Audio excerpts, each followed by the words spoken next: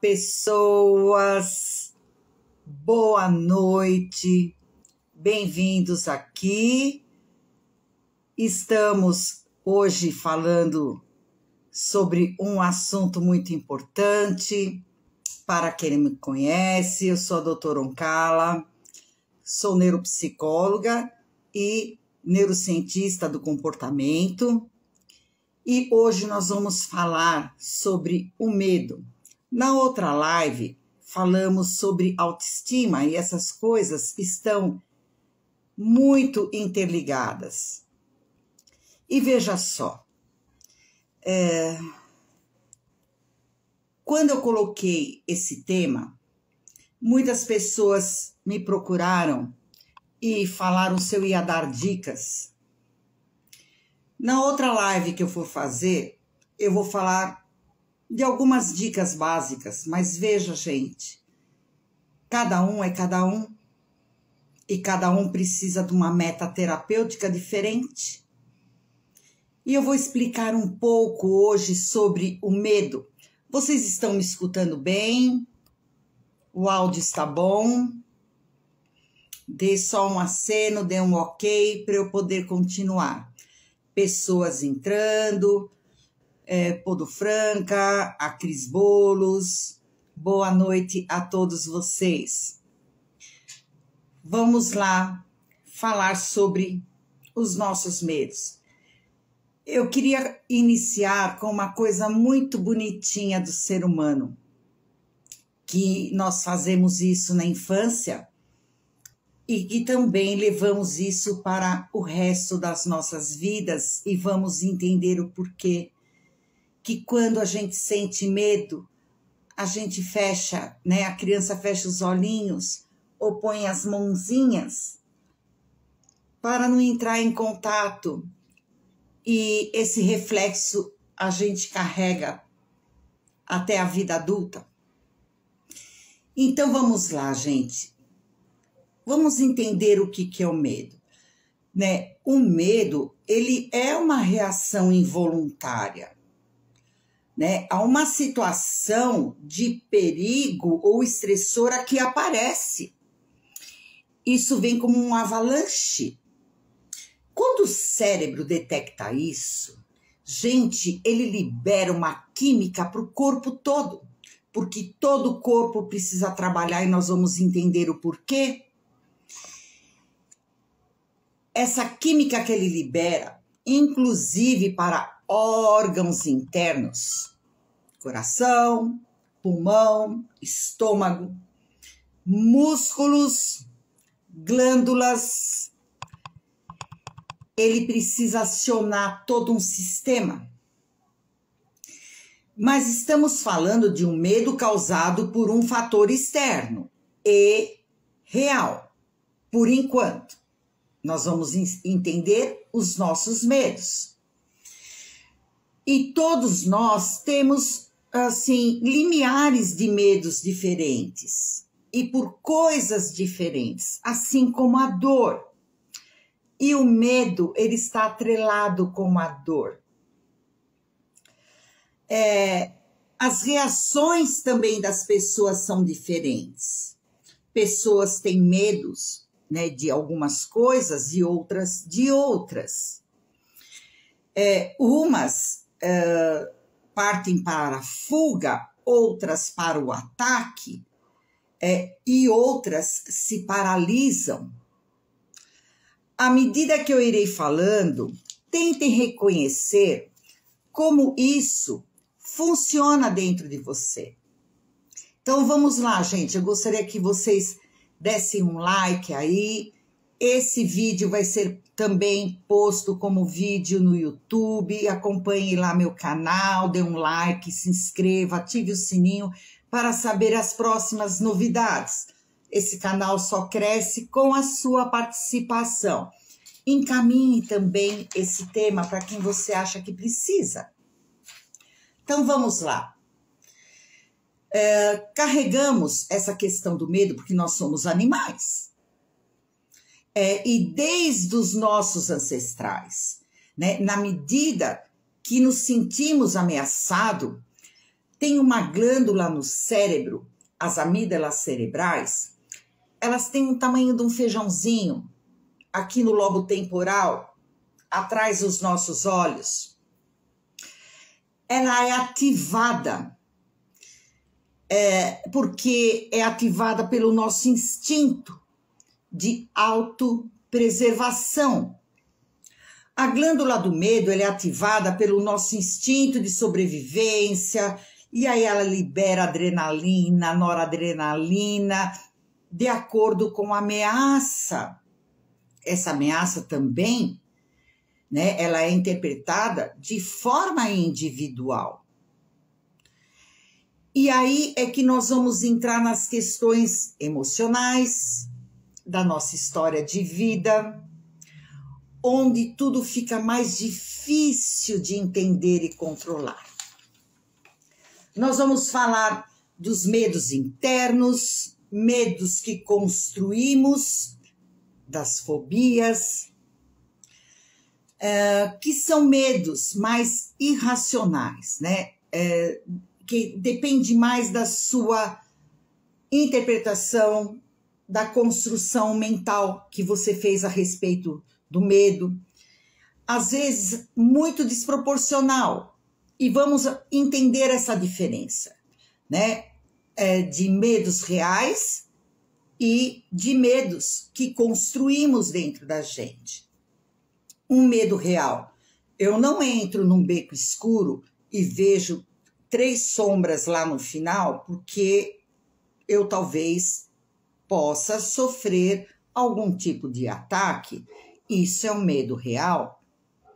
Eu não me debruço na janela de uma forma totalmente displicente, porque o medo, ele trabalha com autopreservação. Boa noite, primas Eliana e Sandra. Que bom ter vocês aqui. Então, tem muitos medos, né, que eles servem para nos proteger. Agora, medos construídos e condicionados na nossa mente, né, que não acontece por um fator de estresse externo e um fator real dentro de um dado de realidade. E é isso que a gente precisa separar.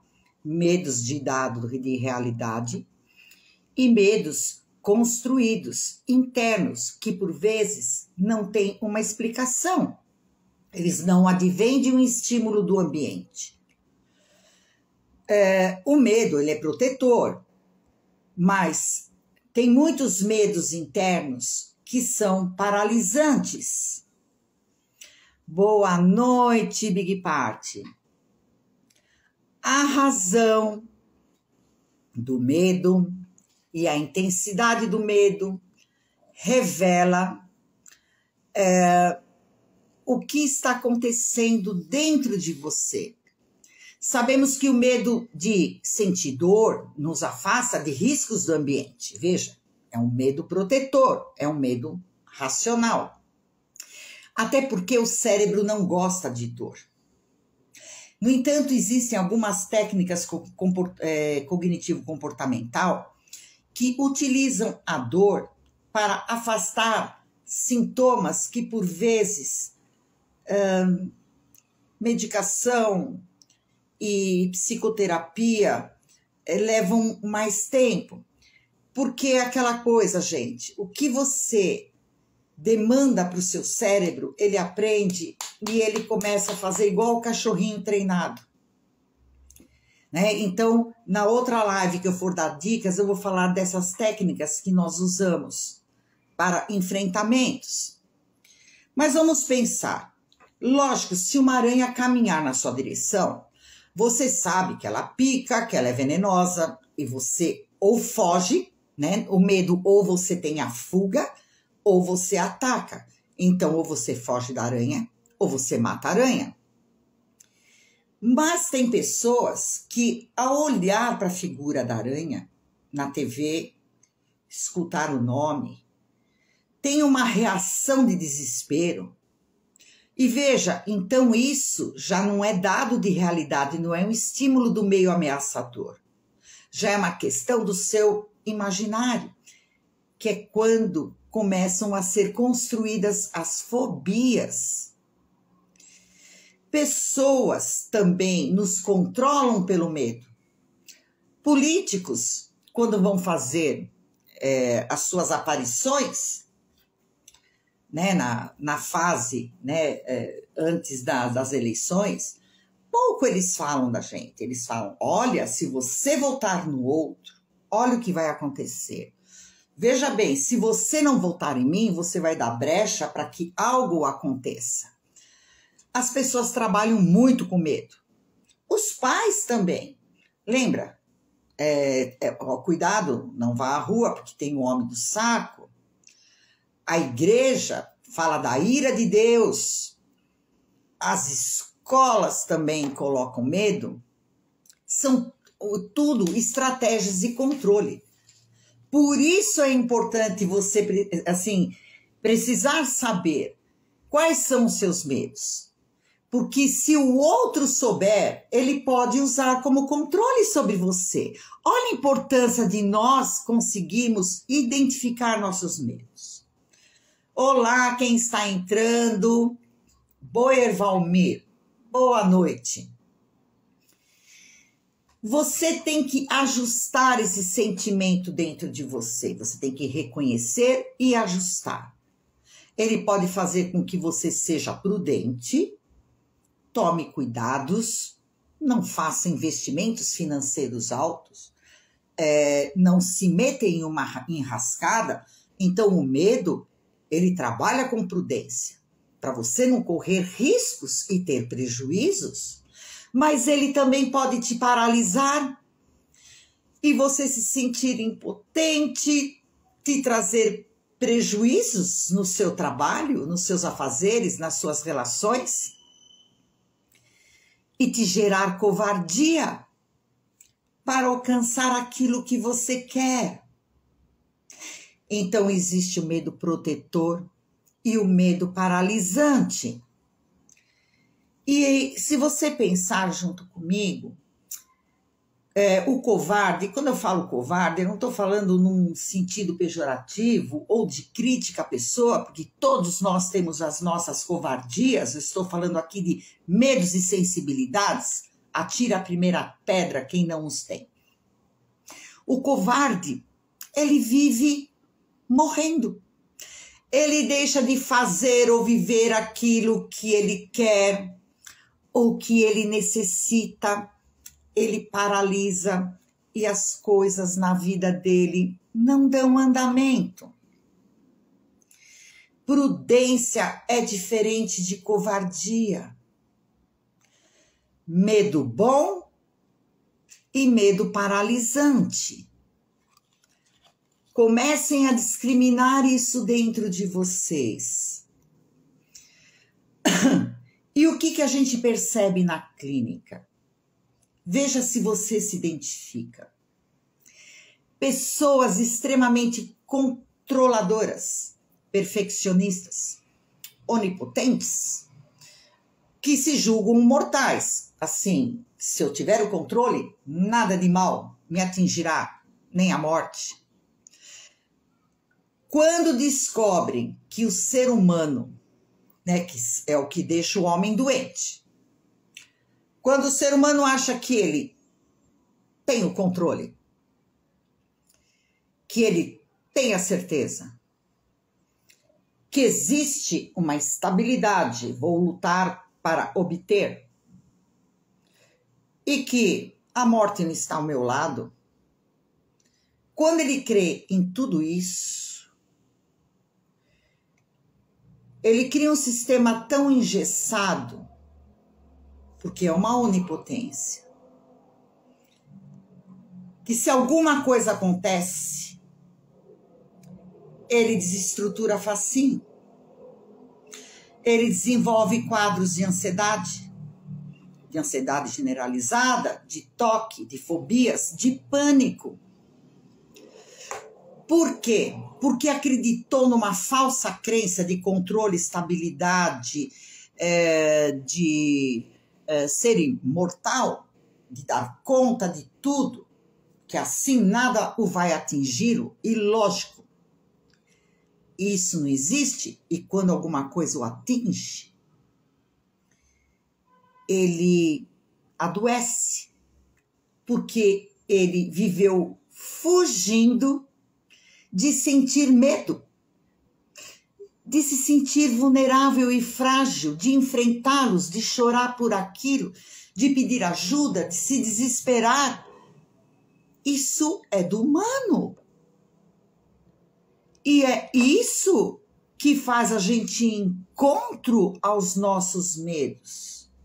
Quando a gente se sente vulnerável, à medida que você acha que você tem o controle da sua vida e que você é onipotente a tudo aquilo que possa te atingir, vamos pensar mais ou menos assim. Essas pessoas, né, que acham que tem o controle de tudo, passou a vida desviando do medo. Ela teve aprendizagem, ela não teve. E à medida que ela ergueu um castelo medieval enorme, e outros duvidaram da sua onipotência e construir uma mureta, cair de uma mureta dói, você se esfola. Caia da torre do seu castelo medieval. É quando assola e a pessoa adoece. Eu sempre trago isso nas minhas lives, gente, para qualquer situação. Pessoas que têm a visão de funil, que aí olha para um problema e ela quer ter o controle daquilo, não quer que aquilo fuja do controle. E ela fica martelando em cima daquilo ineficazmente. Porque a vida não é assim, hello? Quando ela tem essa visão de funil, ela deixa de usar áreas nobres do cérebro, de levantar hipóteses, de trabalhar com novas possibilidades. Minhas primas estão aqui, nós somos espanholas, que a gente chama de chinchoso.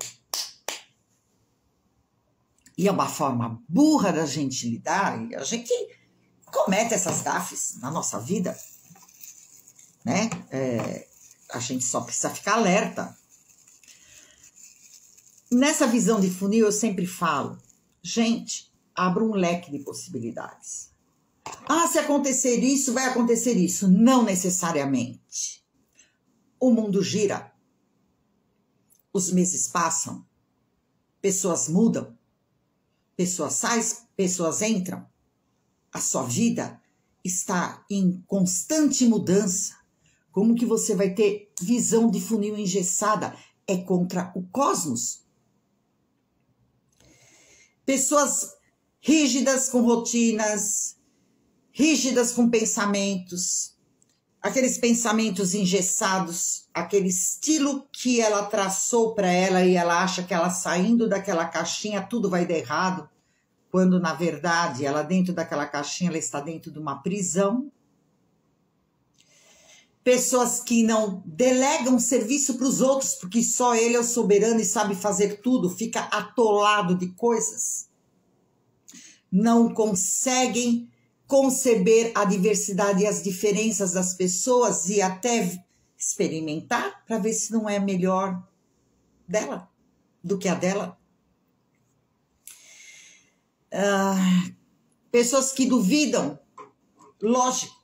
Se você vive nesse esforço enorme, e as coisas começam a dar errado, porque dá errado para todo mundo, começam a entrar em pane, quebrou o castelo do controle, da estabilidade, da certeza, começam a duvidar da sua capacidade, abalam sua autoestima, apoiada em um ideal de ego que ela construiu, inatingível. Olha o que ela fez com ela. Tem pessoas que trabalham coisas e ideais do perfeccionismo coisa que ela mesma próprio criou e que é até desleal com a natureza dela. Mas o legal é o bonitinho. Palminha. E ela traça cada vez mais um ideal muito grande. E aquela coisa, cair da mureta é diferente de cair da torre do castelo. Construímos os nossos medos por nossos traumas, frustrações, falsas crenças a respeito de nós, a respeito dos valores do outro, falsas crenças a respeito das coisas da vida, porque a gente quer ter o controle, ser o certinho, bonitinho e, de novo, palminha pro bonitinho. Nos tornamos refém. Boa noite, Zanete. Quando há algo errado, se você construiu esse castelo enorme, o tombo é enorme também. Aí você descompensa, desenvolve transtornos como pânico e outros. Boa noite, Lísia. Veja, você não passa a ter medos de coisas reais, daquilo que você precisa se proteger, usar prudência, não se arriscar em algumas coisas que você pensou, elaborou. Você começa a ser refém dos medos construídos no seu interior e que não são reais. É um medo hipotético. Lembra aquela coisa da viagem na maionese? Então eu vou dar 2 exemplos para vocês. Vocês já passaram por isso. Vocês têm um casamento para ir. Aí você começa a se sentir insegura, porque você tem os seus medos, você precisa ir lá perfeitinha, não pode dar gafe, quer dizer, você se atribui todos esses encargos. E aí você começa a viajar na maionese. Começa com a frase e se. E, gente, a gente é inteligente. Aí eu vou explicar a nossa diferença dos animais, que eu adoro trazer metáforas. Então, assim, e se eu for, e o casamento for muito chique e a minha roupa não está adequada? E se eu for com uma roupa muito chique e as pessoas vão estar mais espojadas? E se tal pessoa for lá? E se, gente, se vocês tiverem a paciência de quando vocês estiverem numa situação de conflito, de embate, de dúvida, escrever as fases do e se que você faz, e todas derrotistas, né?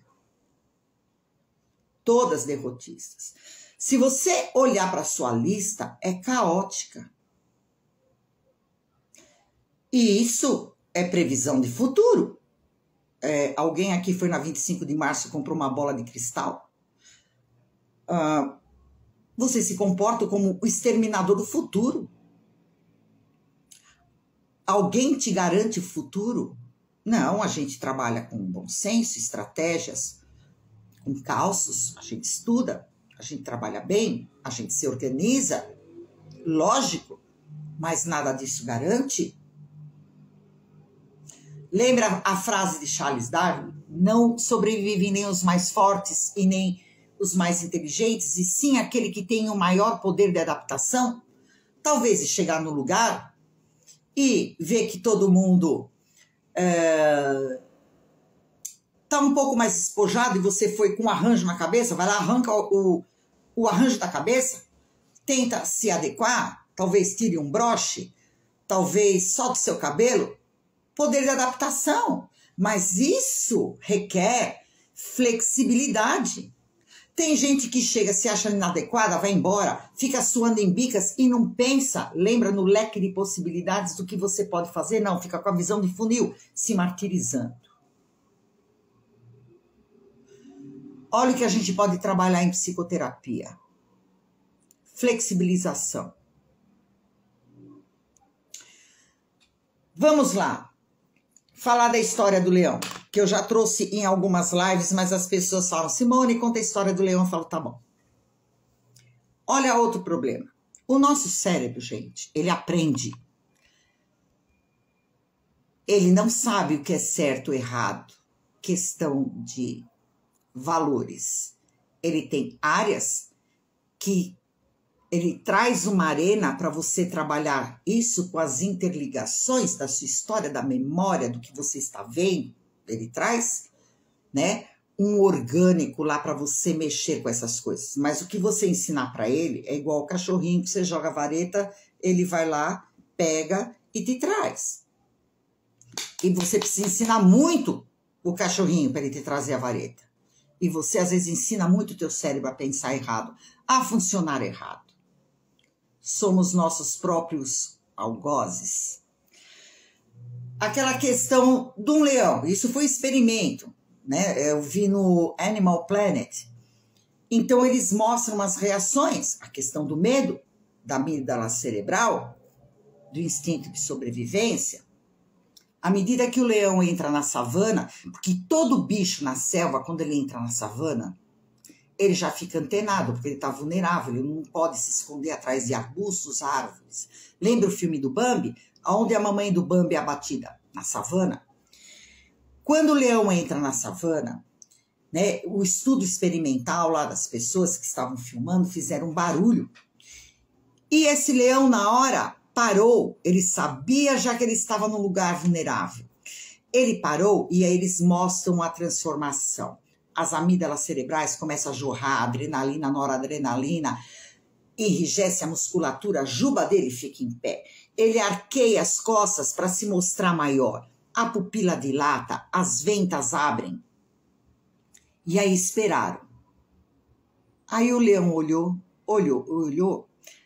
Como o leão não tem a nossa área do cérebro que trabalha com hipóteses, não tem o imaginário, ele esperou pouco e viu que o dado de realidade não era assustador. Todo o semblante dele mudou. A juba baixou, a pupila do olho diminuiu, ele parou, né, de ficar ventilando o tempo inteiro. E aí ele seguiu calmamente. A gente não, nós somos inteligentes, nós trabalhamos com hipótese e com e se. Então, se nós estivéssemos nessa condição, nós falamos, mas e se eu for para lá e atrás da árvore tem alguém? Mas e se tiver alguém atrás da moita? Mas e se tiver alguém atrás de mim? E esse e se faz com que a gente se paralise.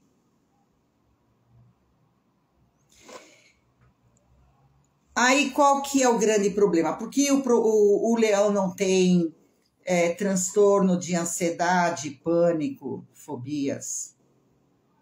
Porque ele não tem a área nobre do cérebro, que fica viajando na maionese. Dentro dele tem tipo um botão liga e desliga.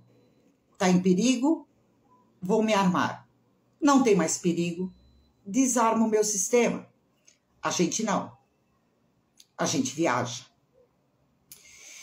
E assim, e tudo isso é devido, lógico, à sua história, né? O que você viveu, a sua rotina. Se você o tempo inteiro está assim como um leão, eu vou chegar atrasado. Eu acho que eu não tenho controle disso. Eu preciso manter meu emprego. Eu preciso não sei o quê. Pega a condução, faz um monte de coisa. No final do dia, você tá igual o leão quando entrou na savana, porque você ficou acionando essa glândula para te dar força até para passar por esses obstáculos. Só que não é uma situação eventual. Você fica trabalhando com esse sistema, acionando suas amígdalas cerebrais, com medo de perder emprego, de tudo, meses, anos. O que você ensinou para o teu cérebro? Que qualquer coisa que possa acontecer vai ser um perigo. Teu cérebro está acionado o tempo inteiro. Você está em estado de alerta o tempo inteiro. Aí começam a vir os sintomas. altera a alimentação, alguns engordam, alguns perdem a fome. Você tem distúrbio do sono. Você fica com irritabilidade. Você começa a ter gastrite. Você mexe no seu corpo inteiro. E isso, né, tudo isso acontecendo, você condicionou seu cérebro, igual o cachorrinho que vai pegar a varetinha, a funcionar assim 24 horas por dia, meses e anos. Adoeceu. Contaminou. Complicou. Tudo isso tem a ver com a nossa história, com a nossa rotina. Suas necessidades de corresponder à expectativa do outro. Porque cada vez que o outro faz assim, você precisa fazer melhor. Aí o outro bate palminha, opa, eu preciso então fazer melhor. Vem uma autocobrança monstra que te coloca numa posição de gladiador o tempo inteiro.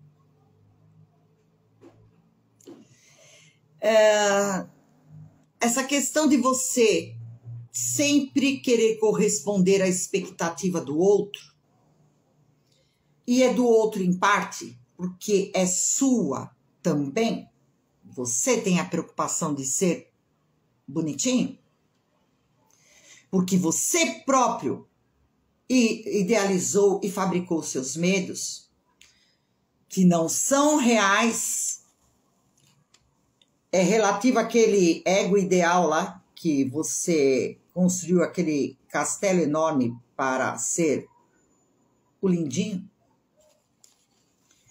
Quando isso acontece, gente, então isso eu estou trazendo para vocês reconhecerem, né? Para vocês entenderem como que funciona o cérebro, o nosso organismo. Por que nós adoecemos?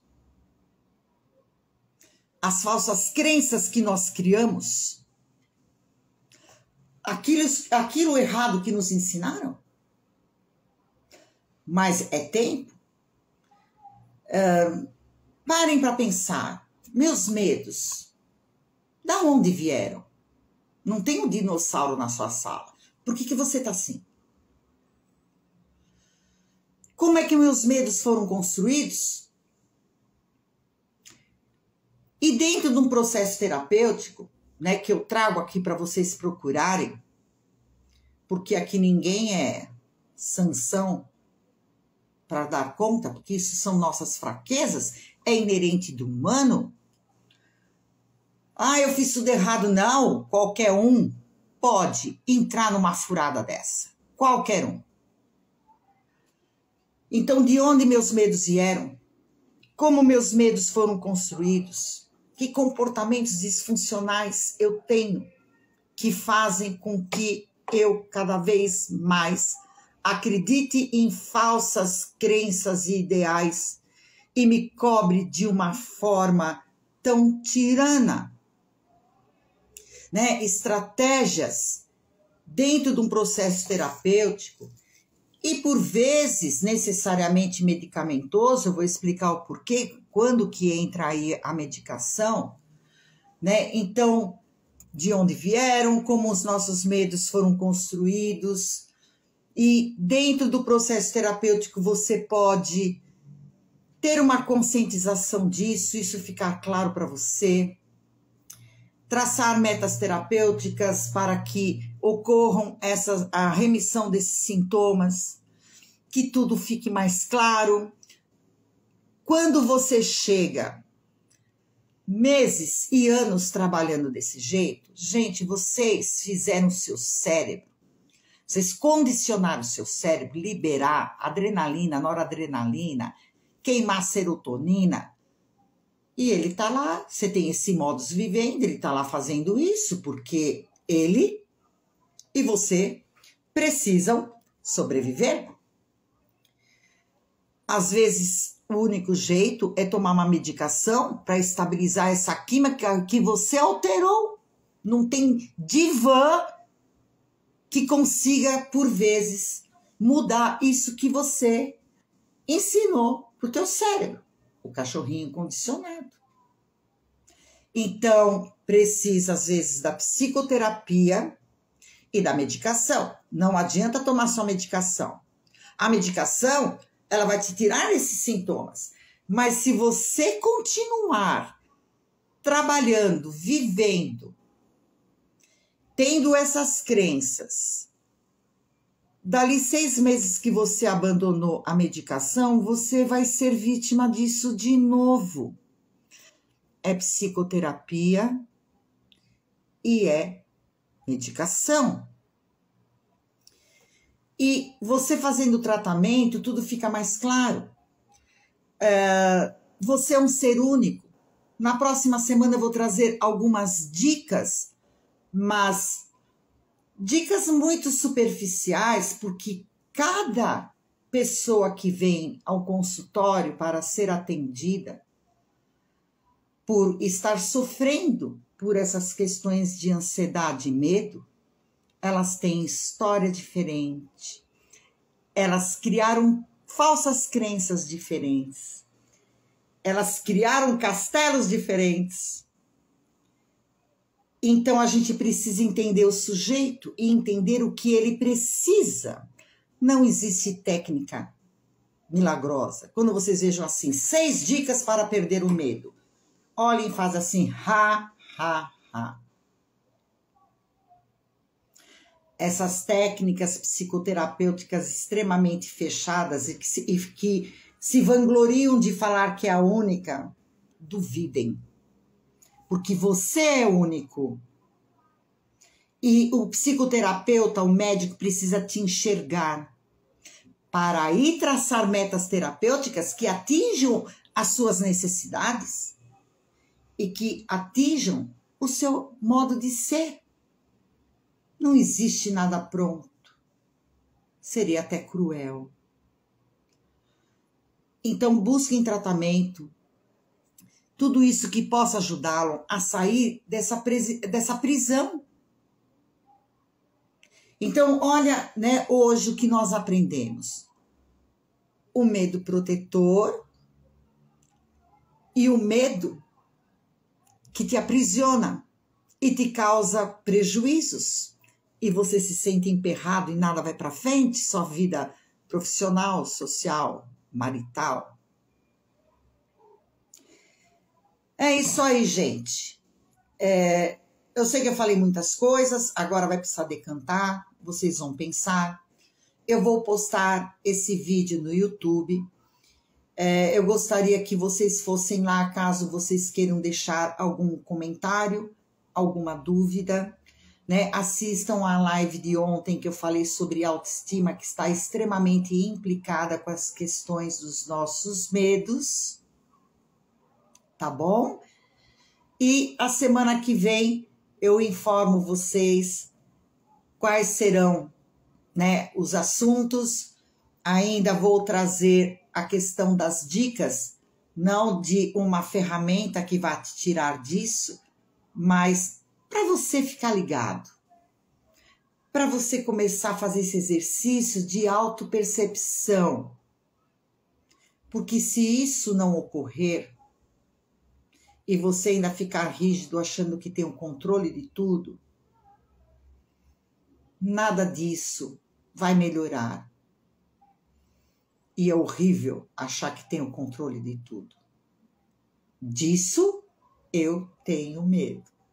Tá bom, pessoas? Muito obrigada a todos. Boa noite. Um beijo para vocês e até a próxima semana. Não esqueçam de deixar like, de fazer comentários e de compartilhar tudo isso. Acompanhe meu canal também no YouTube. Dá uma olhada lá nos vídeos, que talvez vocês possam achar alguma coisa que possa ajudar você. Né? Eu, depois de mais de 33 anos de clínica, de doutorado, eu tenho uma satisfação muito, assim, muito grande de trazer essas lives para utilidade pública também. Né? Eu acho isso muito importante, faço isso desde o início da época da pandemia, primeiro no Face, aí eu fui para o YouTube e trago algumas coisinhas aqui para vocês também no Insta. O que eu quero é facilitar, né? O que for mais fácil para vocês e o que eu puder atingir, puder ajudar, tá bom? Beijo para vocês, minhas amigas, Lízia, Sandra, Érica, todo mundo aqui. Tchau, tchau, boa noite, gente.